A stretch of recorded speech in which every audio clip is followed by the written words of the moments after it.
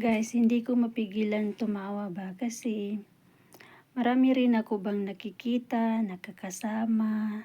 Hindi ko alam kung sino ba yung totoo, 'di ba? Kasi kaharap mo sila, "Hi, hello, kumusta kayo?" Gano'n, gano'n. Tapos kapag, "Oh, sige na, alis na ako, bye-bye." Ayun, tsitsismis ka.